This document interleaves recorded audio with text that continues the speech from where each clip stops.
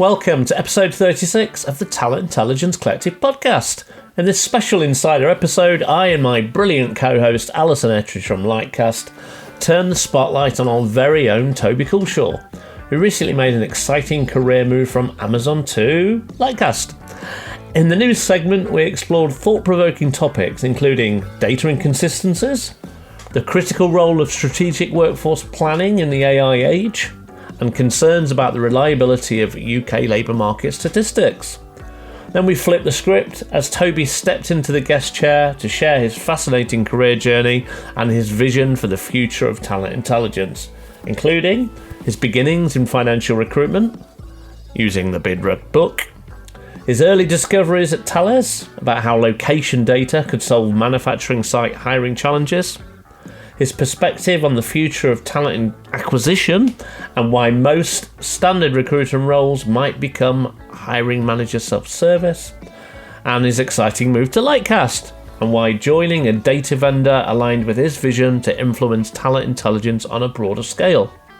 Plus, and importantly, his reassurance that while his role is changing, the Talent Intelligence Collective podcast will continue with the same independent, thought-provoking voice and perspective our listeners have come to expect and love. So, grab your favourite beverage, settle in for an honest conversation about the evolution of talent intelligence, and join us for this unique behind-the-scenes episode with the man who wrote the book on talent intelligence. So get listening, get learning, and stay intelligent, folks. Have fun. Before we get on with the main event, I wanted to remind you that Lightcast kindly sponsors this podcast. Here's a very well-spoken chap to tell you more about them. Lightcast is the global authority on labour market data. By collecting, analysing and refining profiles, job postings and market data globally, Lightcast provides actionable, data-driven talent intelligence, giving HR leaders the context to make better decisions. The world's top companies trust Lightcast to deliver clarity in a complex world of work. For more, visit lightcast.io. Hello. Welcome to episode 36 of the TI Collective podcast, where we're mixing things up with a special insider episode. Yay! Yay, indeed. In the virtual studio with me today are my brilliant co-hosts Alison Ettridge from Lightcast and, of course, Toby Culshaw, also from Lightcast, who's recently made an exciting career move. Give us a wave, you two. Oh, we can do literal waves. Hello. For the first time, those listening, you won't get to see any of this, but we're all on screen together, which is exciting. So now today's episode is a little bit different. After introducing Toby as our co-host, I'm actually going to ask him to switch seats because he's also our featured guest today. He's a man that most of you will know. He literally wrote the book on talent intelligence, and he's just made a major career move from Amazon to Lightcast. So please welcome, or should I say please turn your attention to, the man who founded this very podcast, Toby Culshaw. Hello. Hello. Exciting times. For those that don't know you, Toby, can you do a quick intro? Oh, yeah. Sorry. I forgot we do an intro with the guests. Yeah. I was just thinking about the news. I was going to start talking about the news. I was like, this isn't that moment.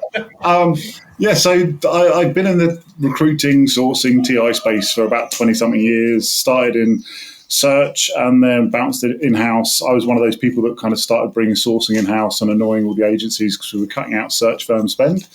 And then through that, kind of got into sourcing intelligence and honestly, it was really selfish. I just wanted to make my sources place more and make more placements. So we started using Intel there to try and influence that stuff a bit more. And then that kind of spiraled. And I ended up in this whole world of talent intelligence where I've built out a couple of teams. So I built out the talent intelligence team at Philips, then moved over to Amazon, built out the talent intelligence team at Amazon, and now on to Lightcast. So, yeah, it's been a bit of a journey. Yeah, really exciting. I think that's what makes it so exciting is that career journey that you've gone on and been able to hopefully tell us a little bit about that today. For those that are new to our podcast, here's how things usually work. So in a minute, we are going to stick to the usual format. In a minute, Toby's going to take us through his trademark news piece. where we'll all join in the conversation around that. Toby is both presenter of said news and guest, which will be weird.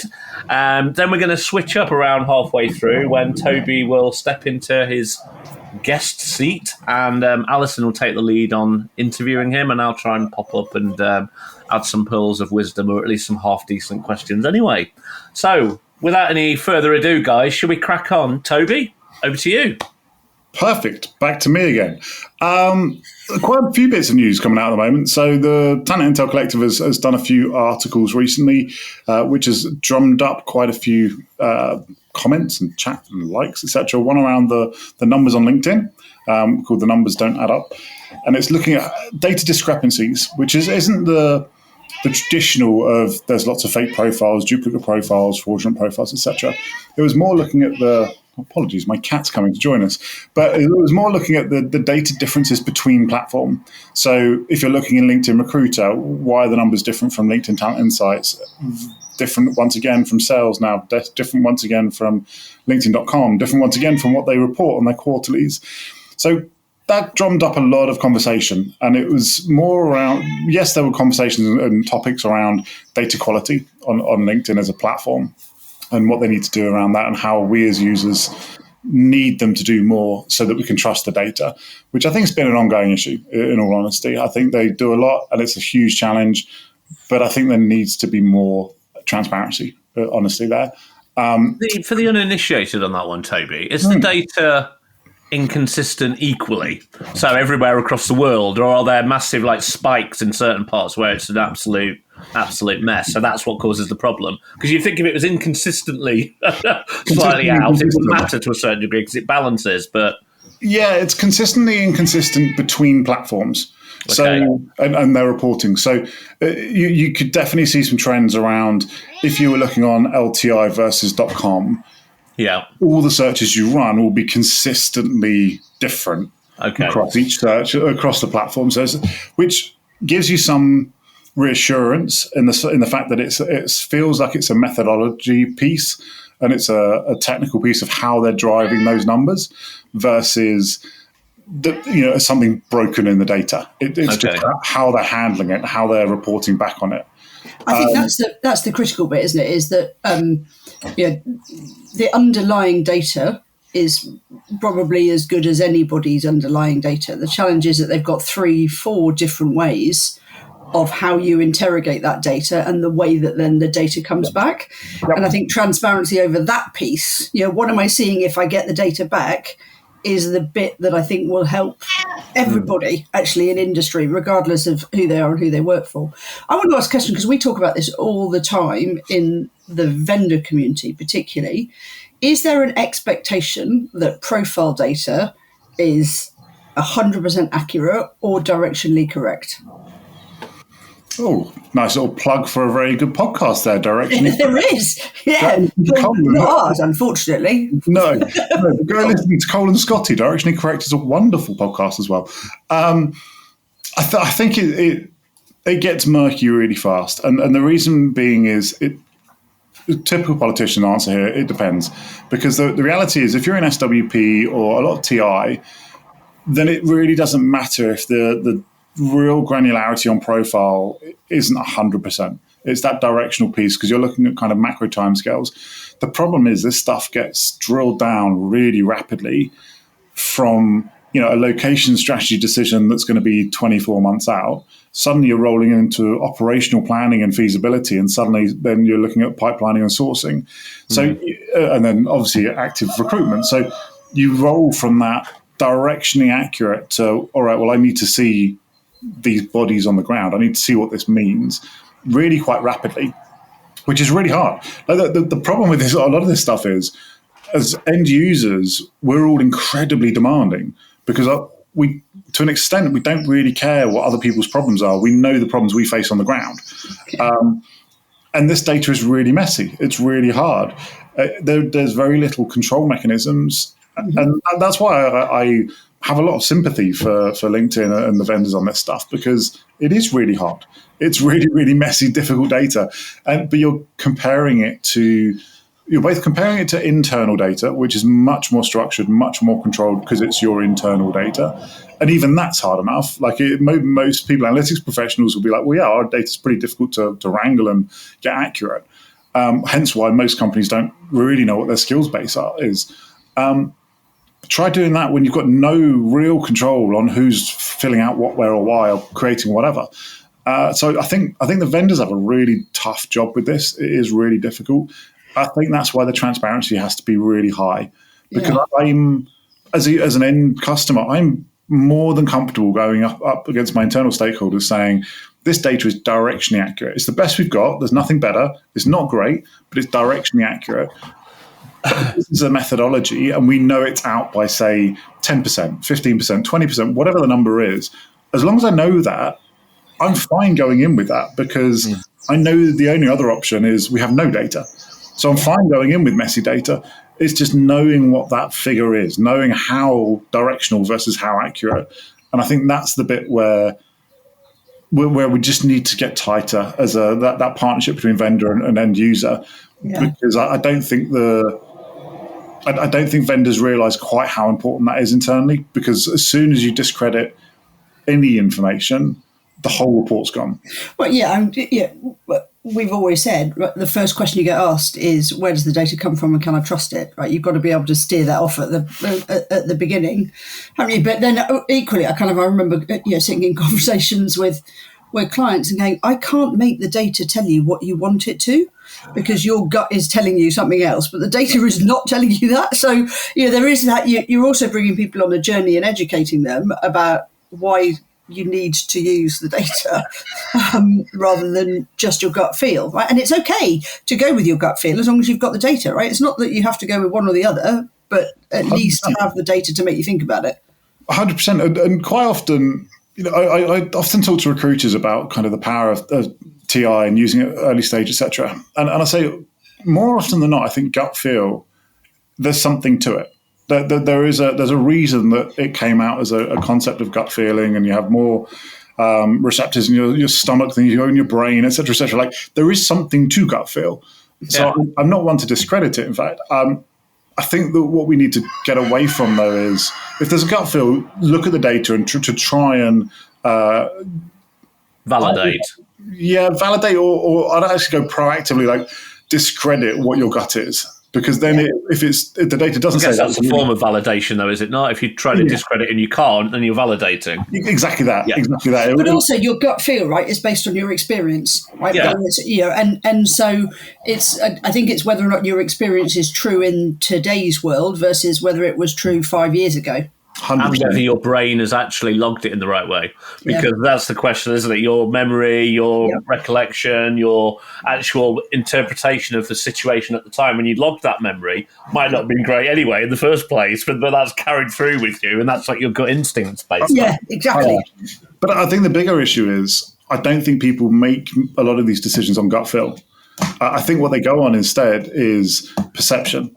So I had a great example where I was at a company and the CEO, naming no names, but it wasn't Amazon, the CEO went to a... It wasn't called Jeff. No, it wasn't Jeff, or Andy.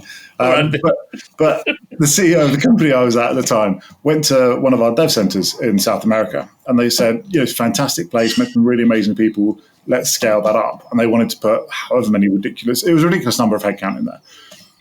And we had to turn around and said, look, it's brilliant you liked it. Yes, we can scale it up, but you're talking kind of 100x magnification of what that can sustainably take. The reason you met all these wonderful people and you saw great talent is because you're the CEO. And so you met everyone that's amazing in that place. So yes, you thought they were amazing because they are, but it doesn't mean there's 100 times more of that amazing person that we can roll out. But it was just their perception. And they didn't even have a gut feel. It was just the perception piece. And I think that's the more dangerous one. It's like going to go and have a look at a new school, isn't it? And you only meet the kids that are the really nice kids, right? Because they're not going to wheel out the others. Yeah, and kids like me are locked in the changing room saying, "You're not allowed to come out right now." No, you don't mean little Johnny who's always got a black eye, do you? But to be clear, that changing room, there's a true story behind that. I'll tell you about that over a beer one day. That perception piece is really interesting. And then you've got the uber confidence. Some people are very confident / arrogant about their own views, their own perception, their own beliefs, etc. And also they're often very good verbal communicators as well. Yeah. So they convince everybody else that their perception is right and people follow it. When sometimes 100%. There's somebody else who's less confident, maybe because they question themselves more. They're maybe more objective about their thinking, or they're just perhaps not as good at putting forward a case. That often their argument gets put aside because the 6'6" CEO who's like uber confident and strutting around and saying this is what's right gets listened to, and they shouldn't be sometimes. No. I love watching you strut, Alan. I'm not 6'6" though. No, but I can't tell because you're sitting down. 6 foot and a little bit. Toby's taller. I'm shrinking in old age. But I completely agree on that too. And I think the other element, while we're going down this kind of rabbit hole of things to be aware of for people, is there's a context. You know, we had a study at a former company where we did this study multiple times, and the VP wanted the data to say a certain location, and it was just a terrible location. It was coming out, I think, out of like 20 odd cities. It was coming out like 18 or something. It was just a terrible location. And eventually they just snapped and went, look, my kids are in school here. I don't want to have to move. Make this location work from the data perspective. And it obviously got escalated, and I was just like, no, we're not. That's not our position. You can still make that decision. You're the VP. You're way more important than we are. Like, make the decision, but we're not going to make the data tell your story it doesn't tell. Going back to your earlier point, Alison, like the data is the data. You can be as objective as possible. You can always make data say what you want it to if you want to carve it out. If you want to have weird parameters or say, well, actually, these cities aren't valid for whatever reason. Like, you can always lie on the data and play with it and mess around with it. But I don't think that's how you build a trustworthy function.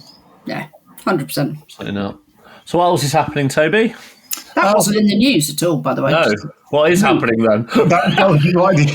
That was meant to be like, if we ran out of time, I'll throw this one in there. It was quite an interesting. I was confused because for the listeners, we don't just make this up on the spot. We actually have some news that we review and try and read beforehand. And as soon as Toby started talking about this one, I was like, wait a second, this wasn't in the plan. I like to keep everyone on their toes. So we'll go back to the news. There's a really interesting paper from McKinsey on the critical role of strategic workforce planning in the age of AI. And it said that S&P 500 companies that excel at maximizing the return on talent generate an astonishing 300% more revenue per employee compared with a medium firm. And I thought that was quite an interesting paper. Obviously, there's a big push around SWP at the moment, and we know that's kind of obviously tied also to skills-based everything. But I found it was really interesting for me around the verbiage of, we know that this is a good thing to do. We know that there's a good ROI on doing this. We know that there's value in doing this. But at the same time, we know it's really hard. And when you go to the SWP conferences, I remember there was one last year and somebody said like 95% of their work was directional at best and had very little grounding by the time the realities hit, a few years later. And so it was. I just found it fascinating that we know it's really valuable. We know it's important. We're seeing a lot of jobs being created around SWP at the moment. I just find it fascinating, like that contradiction between, we know it's important and valuable. We can see the investment going into it. I'm just nervous we're going to have a similar situation that we've seen with other things that have been hot and trendy in the last few years, where the pendulum swings so far one way. And if there's not a really defined ROI and you can see the concrete, it kind of swings back aggressively the other way.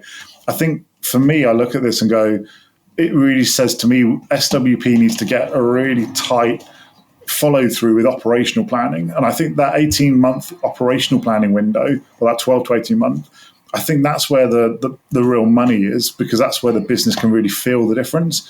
I think the SWP piece is great for that directional. It's great for that long-term strategic vision.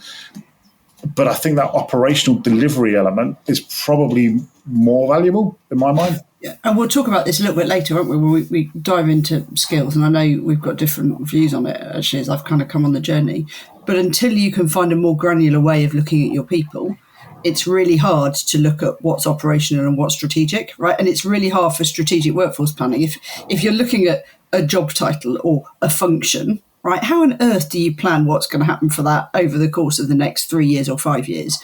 But if you are in a position where you can look at work and individuals in a more granular way, whatever you call that more granular way, right, then suddenly you are in a position where you can say, how can we move people around?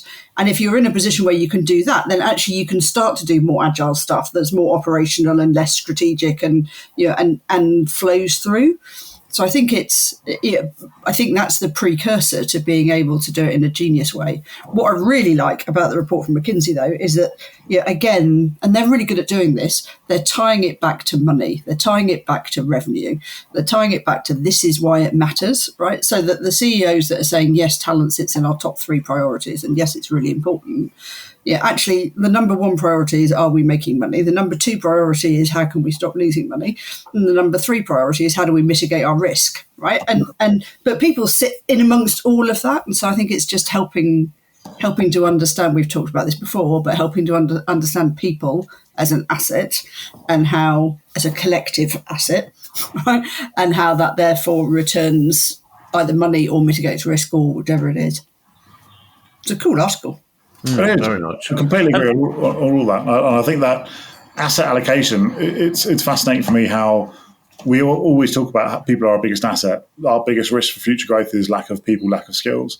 Yeah. And yet still, if you look at kind of how much we invest in supply chain analytics or procurement analytics versus HR analytics, it's a fraction. It's a fraction that we get in people analytics. It's just fascinating that we deem it our biggest asset. It's the biggest driver of value in the organization. We're still just not investing enough to know who does what, where, or why, and why that's good or bad. And actually, lots of the article, though, was about the impact of Gen AI and how that was then making it even more confusing again, because you're looking at roles and going, oh, can we look at this role in a more granular way and figure out which bits might be done by something that isn't a person? And I don't think anybody's got the answer to any of those bits yet. No, and I think that's moving so fast, and it's even coming through with the. It's a fascinating area, I think, because it's even coming through with the physical. In years gone by, you can say, okay, what's standardized and repeatable and digital, and we can automate that and RPA it or whatever.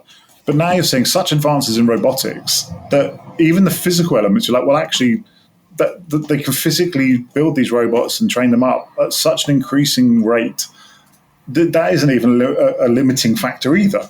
So it's a wild period where to be truly into SWP now, not only do you have to have a really accurate demand plan from the business or a really accurate strategic plan of the business, you have to really be understanding like the cutting edge of tech and where that's going, and that's evolving. That's a whole job in and of itself. Like it can't be long before we have kind of true tech advisors within WP teams, just because it's moving so fast.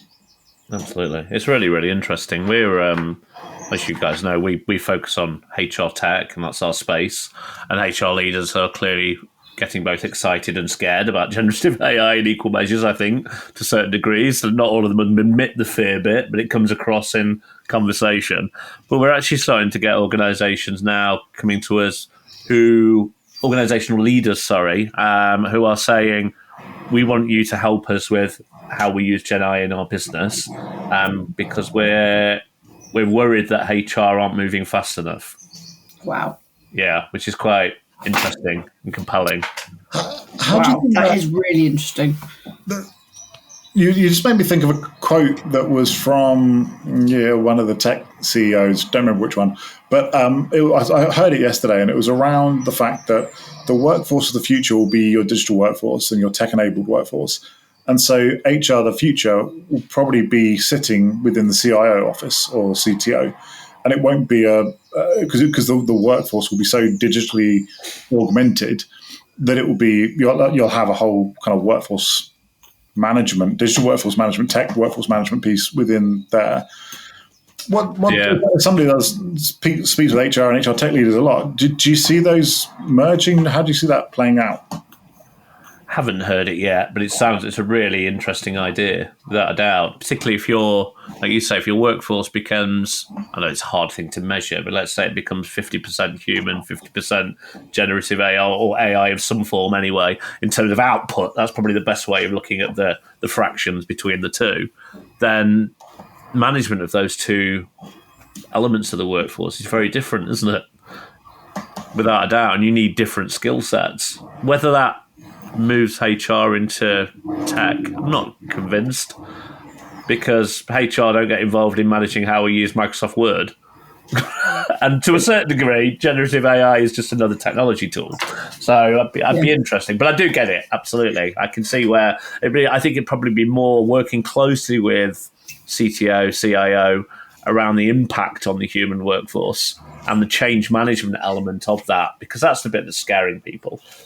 Everyone can see this coming and realizes it's going to happen at some point, and it's going to impact, or it's already impacting, most people's jobs in some way, shape or form, and a lot of people's jobs in major ways. But it's managing that change journey is the bit that people are really struggling with, because businesses know they've got to do it, because if they don't, somebody else will, and that will completely then outpace them and make them irrelevant. But to the same degree, they can't be seen by their existing workforce to be doing it too aggressively, because their existing workforce will completely panic and productivity will go through the floor. Or there'll be mass riots. Something will happen that will kind of cause major challenges. So that managing that change piece really, really sensitively. But ultimately, a business is there to make money, most of the time anyway, doing it with the best will in the world for the humans involved, but also concentrate on what's right for the business is really difficult. I can't even talk about it clearly, obviously, but I know how difficult it is to actually solve that as a problem. It's a real challenge. I think there's another bit, and it's not for, it's kind of for over a beer, a bit like Toby in the cupboard.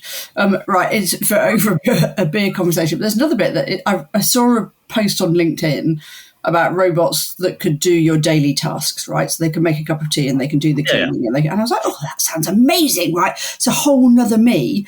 And then I just thought, actually, what would I do if all of that time was freed up, right? And actually, that's quite a scary thought, because it's like, well, suddenly, am I going to work harder, or am I going to do something else? And what is something else? And is it? And it's just like, it's a whole. That's the extent of the culture change, isn't it, that we're facing? Whether that's in the workforce or whether it's as a race, I think it's quite interesting. Yeah, it's a totally separate podcast, probably, isn't it? Maybe that's an idea for a future one. Yeah, let's do that. Yes, we're someone who knows what they're talking about, and not me. Any other news, Toby? Maybe one more thing, and then we'll get on to why we're really here. Yes. Yeah. So the one more thing is something that's been flagged before. UK labour market statistics that came out recently, and once again, there's concerns on reliability of the labour force survey data. Essentially, it was flagged that there was such low percentage rate of completion of the survey. One section, it dropped from 40% to 13%. And Professor Sir Ian Diamond, who's head of ONS, told members of the Treasury Committee that it was a steady reduction in response rates, and it took twice as many requests before the pandemic to get each survey response. We're finding very, very, very, very high levels of flat refusal compared with pre-pandemic. And it just struck me that for me, they're looking at this survey and they're trying to copy like the US type model of this survey response, but it feels like a very, thinking like Amazonian language here, but you have like day one, day two thinking, and day one being your creative, innovative. If you're just starting up a company, how are you scrappy? How do you move forward? How do you just find solutions? And day two being your very traditional, kind of traditional enterprise thinking, lots of bureaucracy, et cetera, et cetera. And this just feels like a very day two response to it. It's like, we need this data. We need to see what's going on with the market. so we're going to send out a survey and hope people can be bothered to fill it out. Like, it's just ridiculous. It seems like such a bit. Imagine the equivalency where we're going to go and just send a survey out to 1,000 people, 10,000 people, 100,000 people to ask them what their jobs are and what skills they have, and then extrapolate that out to be the working population of the world. Like, you wouldn't. You just use LinkedIn and look at the skills data or profile data or whatever. Like, we seem to have all these tools available to us for mass aggregated, near enough real time. Like, there's obviously a delay for aggregation, processing, and everything else, but near enough real time to have a really good handle on what's going on in the labour market, what the skills are that people are looking for, what jobs are available. And yet we're doing it by a survey. It just feels but like... we do that for everything, right, don't we? We do it for everything. We do it on consumer confidence. We do it, it's exactly the same, that day one, day two. It's reverting back to the household survey. Yeah. It's just, so it requires big transformation. I think the key is to make sure that we're in a space where you're using both, probably, and so that you can start to use one. And it reverts back to that conversation we were having earlier. How do you use it as an estimating model, right? I'm using this, and this is the estimating model that I'm getting out of it, and I'm using this, and this is the estimating model that I'm getting out of it, so that you can then correlate the two and start to say, okay, does it? Because you can't have just one source of data, right? So you having those different variances brings different angles to it. Is the a question from the uninitiated again? Is the ONS survey a survey that individuals complete or businesses complete about their workforce? That's a good question. I don't know the answer to that. I'm pretty sure it's the latter. I'm pretty sure it goes to companies to fill out about their workforce because it's around the hiring confidence as well. But it just shocks me how poor the data quality is, how many years they've had to try and get this right. And once again, I get it's a really hard thing. They're looking at data quality across the whole of the UK. They're going to get hammered every single time it's not right.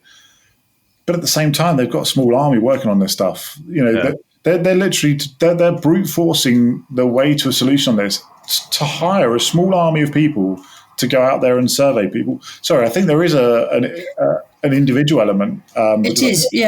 So that's what I thought it was, actually. It's a labour force survey of households. And is it? Okay. Yeah. So it goes to Joe Blogs, and they say, this is who I am, this is what I do, this is my skill set, that type of thing, do they? Okay, interesting. Just wild. It's just... See, I'm surprised they don't have... If you have big contracts with, some of the big tech vendors, the reality is, you can get a lot of this data. You know what's being advertised. You know what people are looking for. You know who's on payroll. Like, I'm just surprised they don't get a lot of this stuff anonymized, aggregated, just funneled through. Yeah, they've probably got pretty good data themselves through the HMRC, even about who's on payroll and who isn't, etc. That would be pretty. They've got to be aggregating it. It can't just be Joe Blogs. I think they've got to be aggregating it because they're providing estimates, and so I think there's more behind it than we're seeing. I think probably what Sir Ian Diamond's talking about is probably the one element of the collection and how it builds into an estimating model. So, they're a big old beast, though. They're 6,000 employees, the ONS. Yeah. It's not a small organisation by any stretch of the imagination. Yeah. That'd be a nice TI function, wouldn't it? but once again, it's, I'm very conscious it's easy to throw rocks. And they've got a really hard job because this isn't their only survey. This isn't their only thing to report on. They it's the Office of National Statistics. They got to do statistics on everything. They're doing loads of stuff. So I think I get it's incredibly difficult. I just think it's such a hot potato around, the labour force and how healthy the economy is, and it's such a politicised thing. I'm just shocked we're not looking at more real-time data and more partnering with industry, frankly. I think we should find out whether we are. Because I don't know. I genuinely don't know the answer. So I'm like, I agree. I think if that is the only methodology, then it's quite old-fashioned and somebody needs to have a conversation. I'm struggling to believe that is the only methodology, right? I just, I can't. I'd like to think we're not that day two. Maybe we should try and get entirely surprised. Let's hope we're maybe day 1.5. That would be better. Maybe we should try and get Professor Sir Ian on here. That's exactly what I was thinking. Let's see it. if we can have a conversation, because actually it's really interesting to see what they're doing in terms of what at what level, right? Yeah, if everyone's talking about skills, and we'll talk about this a little bit further on. Are we doing that level at all, or is there a plan to do that level and get to that level of granularity? Because that would be quite cool if there is. But yeah, let's ask Professor Sir Ian Diamond, please, if you would come. Do you remember? Absolutely. I think it was last year, and I'm going on for a tangent, apologies, but I'm pretty sure it was, I think Nigeria wanted to do like a state level skills intelligence platform they were trying to build out that was super granular, and it was a real profile level for the whole country. There are more government and education and public sector businesses doing that than you would imagine. It makes sense. It's it completely informs your future education strategy and everything else, doesn't it? Inward investment, etc. Yep. You say, hey, we haven't got these skills today, but in 5 years' time we will, because we're doing this in education.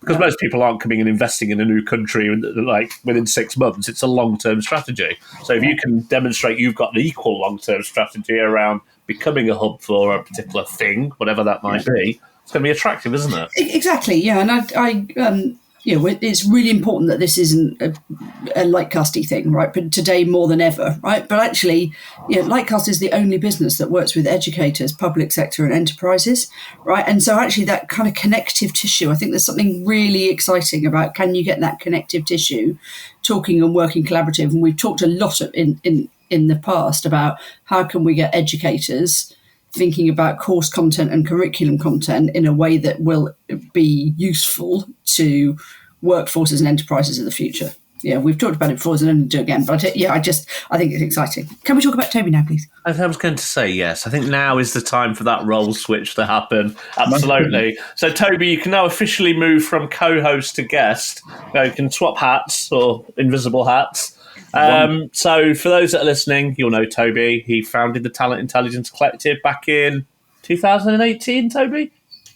Ish. Oh, right. Yeah, it's about 7 years old, which is terrifying. He wrote the book on talent intelligence, and he's recently made an exciting move from Amazon to Lightcast. So Alison, someone kind of knows Toby a little bit. I think you're in a prime seat here to take over the reins and lead with some of the questions. I think I know Toby as well as you do, Alan. So there are some bits particularly that we probably shouldn't dive into on the podcast. I think that, so one of the things I'm conscious of today is that we don't want to make assumptions. And Toby, you talked a little bit about your background earlier, right? And you kind of just alluded to it. But actually, it's really interesting. And whenever we have a guest on the podcast, we go and we dive into career and go, what did you learn? So let's start there. Talk about where you started.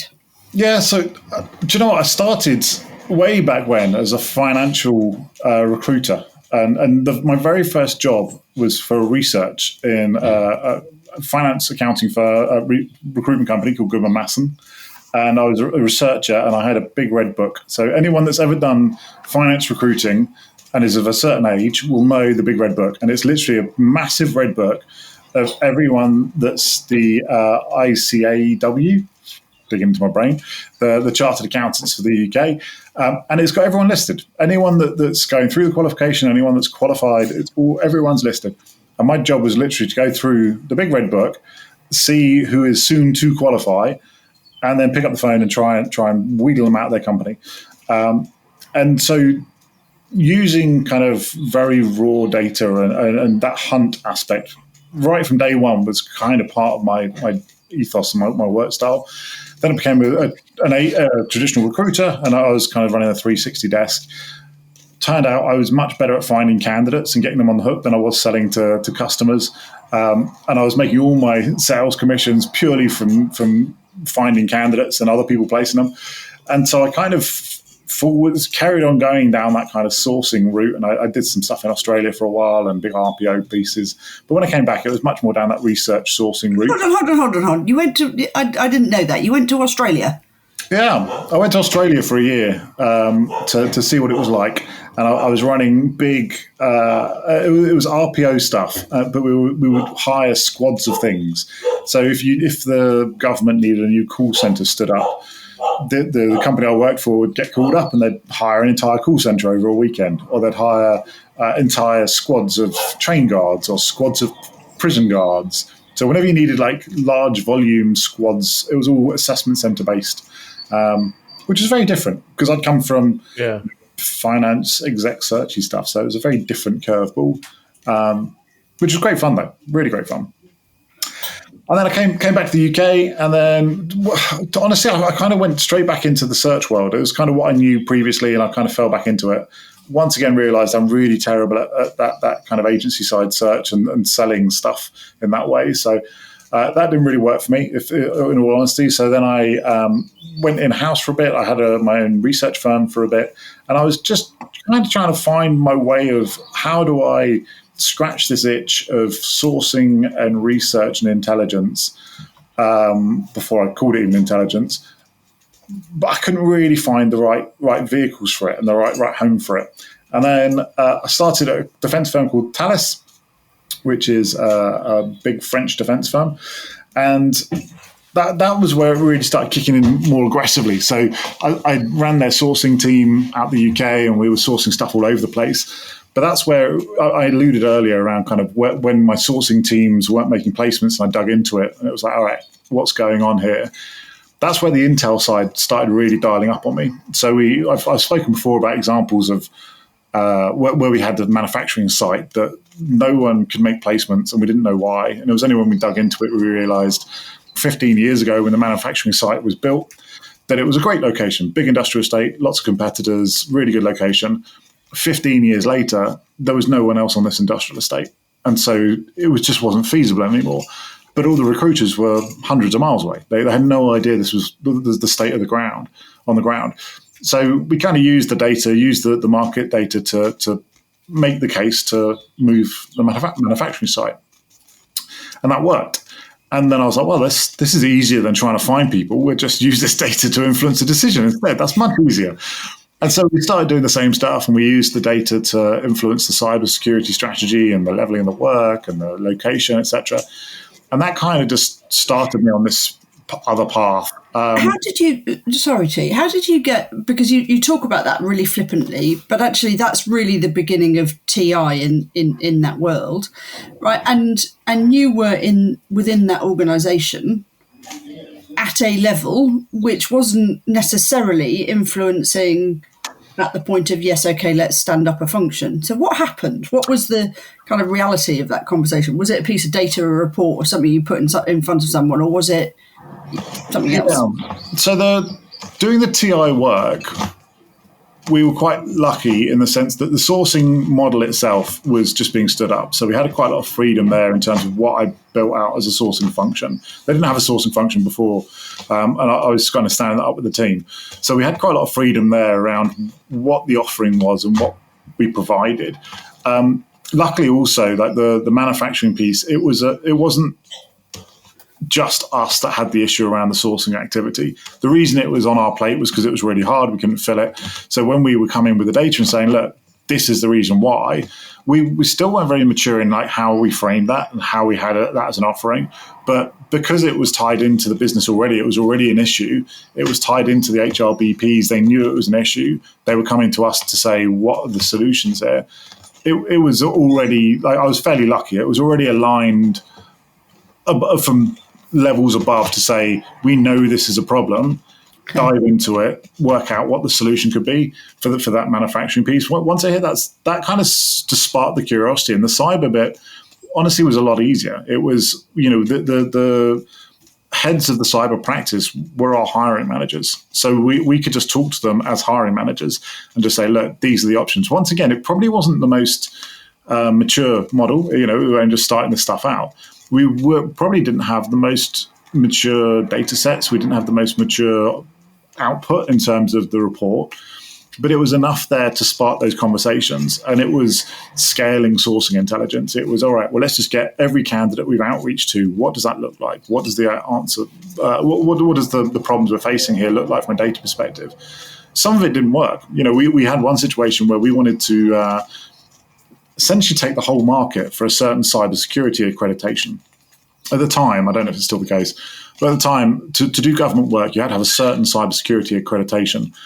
And you could only get accredited if you had somebody with the accreditation already on your staff. And there were only, I think it was like 14 of these people in the whole of the UK, which really limited the number of people that could go for any government contracts for cyber. And we were trying to hire one of these people so that we could get accredited, so we could move forward. And we just couldn't get them on board. They weren't paid particularly well at the time. They were like 40 grand. We would offer them 60, they'd get counted at 90. It was a really aggressive counter because all the companies knew they had to have this person to get any of the government contracts. So we made a case to the head of cyber and said, well, what if we just took them all? I know you only need one, but what if we took them all 14 or whatever the number was, 12, 14, something around that? What if we just took them all, paid them all 100 grand a year? We only need one of them to do the job. Just say to the others, just go on holiday for a year. Just do nothing. Because that would mean that the entire government cybersecurity contract market could only go to us, would be the only people that could get the accreditation. Once again, the maturity of how we put that together, the maturity wasn't there. We were kind of young and curious and overly brave, but we didn't really understand how to position this stuff. And they didn't go for it because they were sitting there going, well, we don't need 14, we only need one of these people. What are you talking about? So we didn't really frame it very well. But it was more that curiosity. And honestly, as I say, the early days, I just wanted my team to make more placements. So I knew that if we change these decisions, it makes our life easier. If we change the work. So where do you think, because that's just challenger thinking, right? It's not just challenger thinking, it's challenger thinking.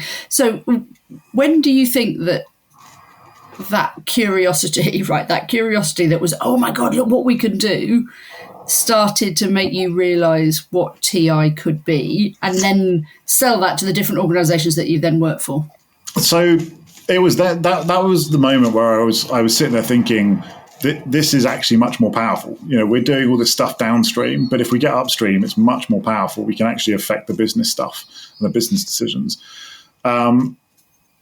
Purely timing wise, at the same time, I then went over to SAP for a while and did some exec search stuff. And I think that helped with my leveling of work and leveling of seniorities and stakeholders and stuff, just because of exposure. I had more exposure to more senior leaders over there. But honestly, my traditional TI journey would have probably kicked in when I joined Philips.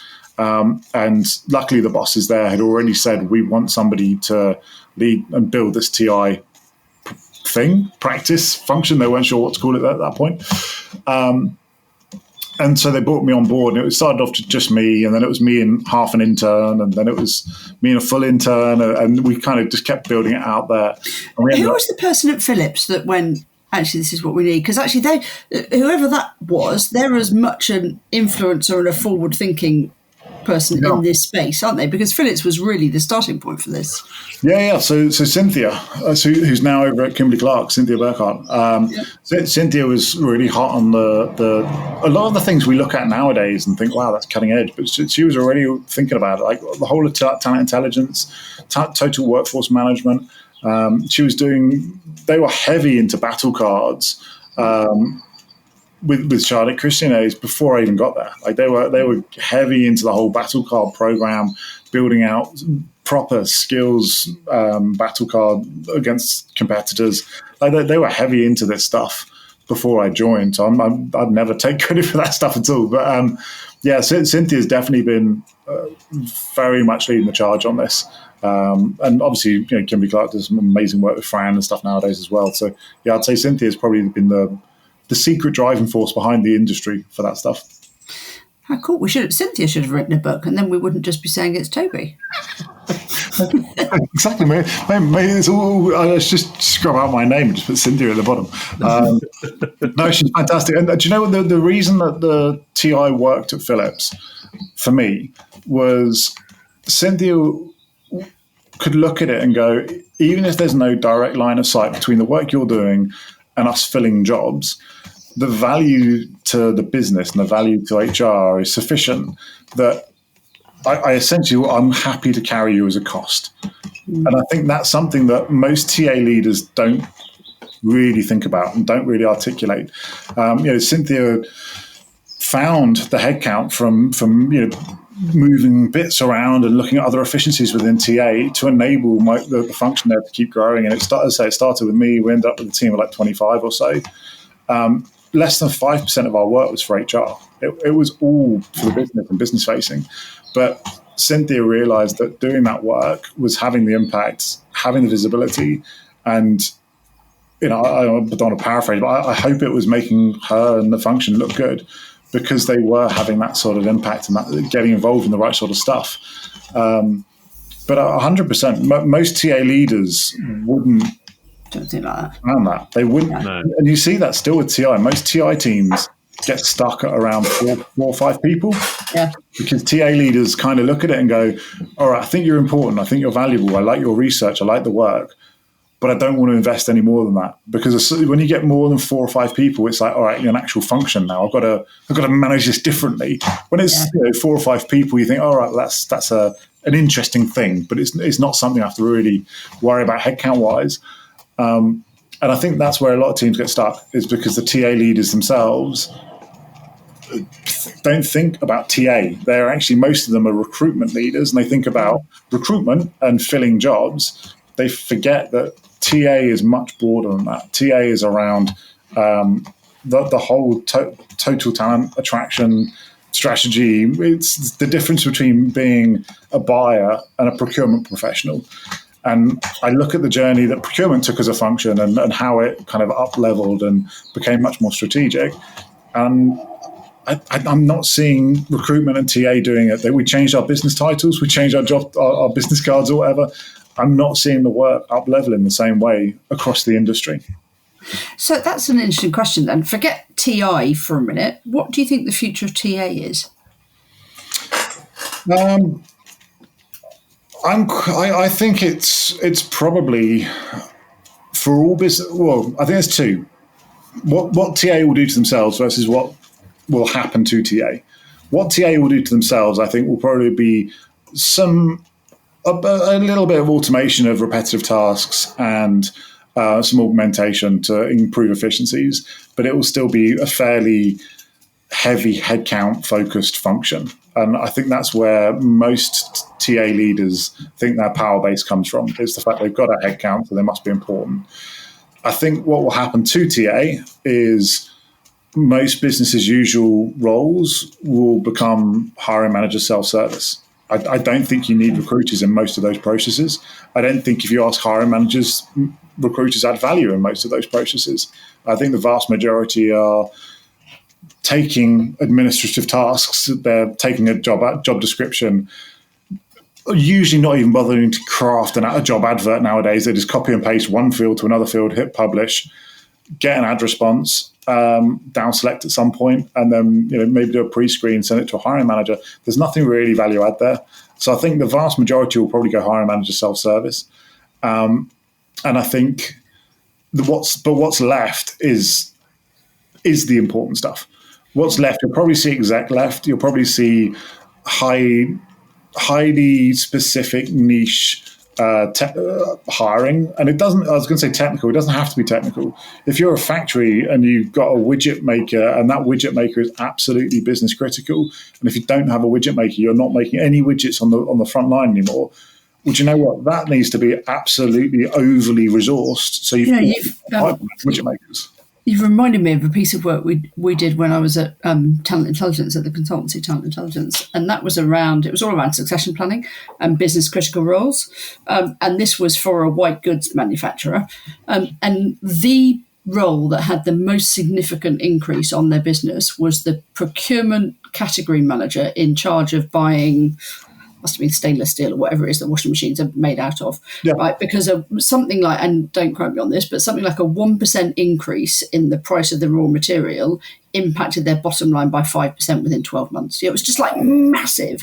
And yet nobody had thought about, well, what happens if Bob leaves, right? It was like, yeah, it'll be fine. Yeah, and it was all relationship built. It's so interesting. I'm conscious that we've only got 9 minutes left, and we haven't talked about actually the thing that's like the most exciting thing, the hardest secret. Like, this secret was harder to keep than when I was pregnant. Just thought I'd put that out there. So, Toby, I am so excited that you are joining Lightcast.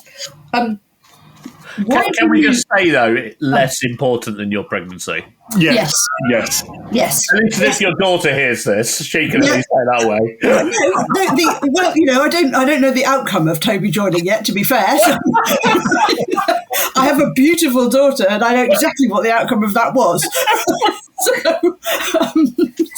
So I'm going to live in the moment for now. Fair enough. So, Toby, I am over the moon that you are joining Lightcast. But this is a big move, right? It's a move from in-house to vendor. What made you think that now was the right time to do that? So there's a couple of reasons, honestly. So there's the Amazon stuff, but I won't dive into the Amazon stuff because honestly, I've had a wonderful career there. We've done some brilliant stuff. The team's amazing. And I've never worked at a company where there's so much opportunity to do amazing TI. And so that left me in a situation where it was like, there isn't another company I'd ever want to go to do that, honestly. Yeah. Because the challenge, the scale, the complexity, the pace, there just isn't anything out there that would ever grab me in that way. But when I thought about, okay, what's the next step for me? When I obviously stood up the Talent Intel Collective, it was because I wanted to understand how this stuff works better across the industry and to create some kind of stabilization and common ways of working. I saw what we did to sourcing when we brought that in-house, and it went horribly, horribly wrong. It started off high value, high touch, low volume, and became this process sourcing of high volume, low value that now, every TA function out there is saying, we can fully automate our sourcing function, even though engagement is the hardest thing in the entire cycle. So I didn't want that to happen to TI. I could see the potential of it and thought, I don't want it to become this automated, low caliber, just churn machine of just churning out reports. So that's why I stood up the TIC, and that's why I wrote the book, is to try and hit more people and help the standard. And so I thought, well, the next step logically for me for that is I can't influence as many people from being within a company as I can from being vendor side. I can just touch more companies. I can have a bigger voice. It's the natural place. And then it was the decision mentally of, do I want to be in a vendor or do I want to have my own consulting firm? Mm-hmm. And I've had that consulting firm itch in the back of my brain for a long, long, long, long time. It will probably still be there. It will probably still be there in 20 years' time. At some point, I'll scratch that itch, but that wasn't this moment. That wasn't the right moment. And then when it came to the vendors, honestly, it was a case of, what do I trust? And trust was always the most important thing for me as a buyer. It was what data do I trust? What platform do I trust? Who do I trust as individuals? And where do I see the vision going in terms of the industry? And where do I see the data vision going? And for me, Lightcast is very much aligned with where I think a lot of this stuff's going to go. I think you need, obviously, the trust in the data, etc. But I think you need deep subject matter expertise coupled with I think I've said before, I think TI functions will end up being a central data center of excellence with deep consulting. You'll have a deep tech data stack that's validated and you'll have all your data engineering and BIEs and everything plugged into it. But then different business analysts will plug in from the business. So you'll become that central resource. Yes, you'll still have the deep subject matter expertise consulting piece, but it was very much around that, having that real core data. And I think for me, Lightcast felt like the company that was tying into that philosophically the most, where it was tying through so many of the vendors. It was looking at how do we become this data source for many to plug into. And I philosophically quite like that. I think I love the idea that, here is a business that's really good at data. Here's a business that's really transparent. Here's a business that's done the hiring of the economists, right? And how does the labour market join to the economists? But then there was this big glaring hole, which is, and what does this mean for enterprises, right? And that for me is where I'm so excited, is that your voice particularly is about how, what does this mean for you? How can you use this stuff? What would you stand up, and how can you best maximize it? And sure, it's a moving feast, but I think that's really exciting for people listening to go, oh my God, here's somebody who stood up these functions over and over again, who I can talk to and discover, what we would really do in terms of, managing labour market data and how I use it to best effect, so that we don't become just a sourcing thing, or we don't become an automated piece, or whatever it might be. 100%. And that's going to be the vast majority of my job. I'll still have elements where I'll dance up on stage or be the mouthpiece, etc.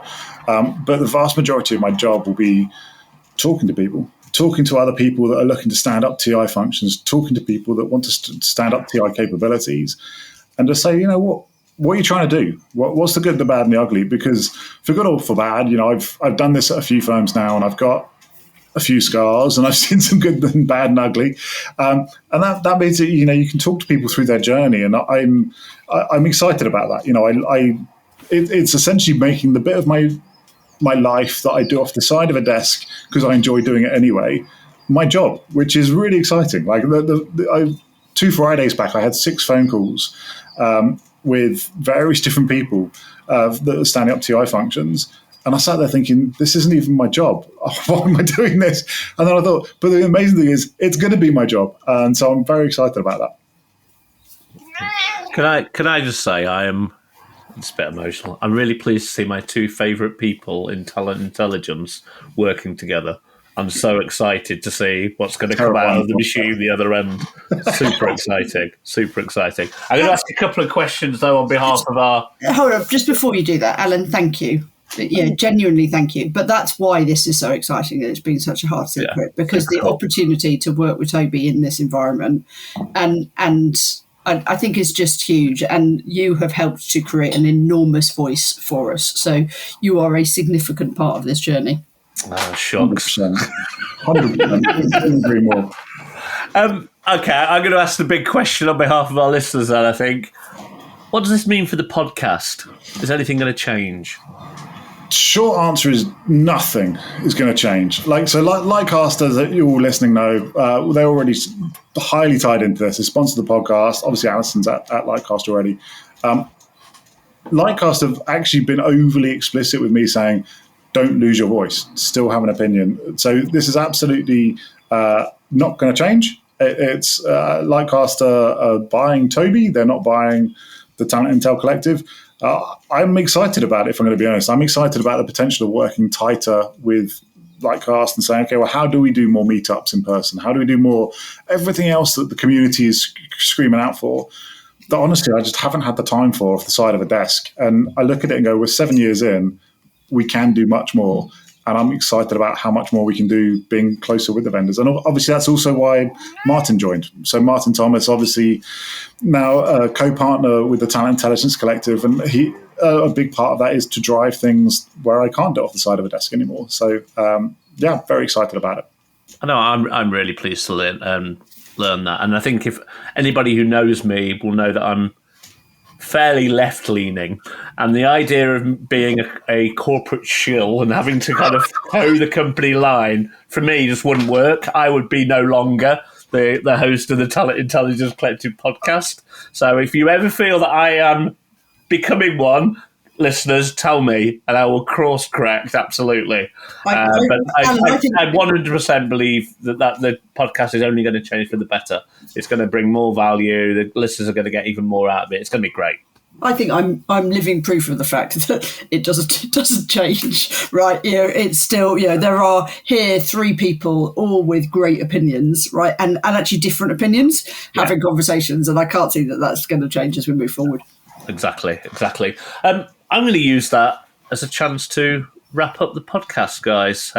We'll have a variety of reasons that we need to finish before the hour. I won't go into too much detail. But anyway, I can't believe we've got through that hour so quickly. That's, again, we whipped through these. I think this feels like one of the quickest, but it is exactly an hour we're coming to. Toby, it's been great having you on as the guest. I think it's the second time now you've been on the guest side of the microphone, so to speak, rather than just as our co-host. Before we wrap up, What's the experience been like? How's it been for you, as they say? It's been wonderful as always. Apart from that news segment, that guy was a bit ropey. Yeah, we're working on that. Coaching, mentoring, moral support, those kind of things. We hope to drag him up to the standard of the rest of the podcast. Trying to stop him making it up, right? As he. Excellent. Okay, brilliant. So, as ever, to all our listeners, thank you for listening. Hopefully, you found that a bit of a treat and you enjoyed this special episode. As ever, stay intelligent, folks. Bye. Bye. Thanks for listening. Before you go, I want to remind you about our generous sponsor, Lightcast. Here's that well-spoken fellow again to tell you about their amazing product. Lightcast is the global authority on labour market data. By collecting, analysing and refining profiles, job postings and market data globally, Lightcast provides actionable, data-driven talent intelligence, giving HR leaders the context to make better decisions. The world's top companies trust Lightcast to deliver clarity in a complex world of work. For more, visit lightcast.io.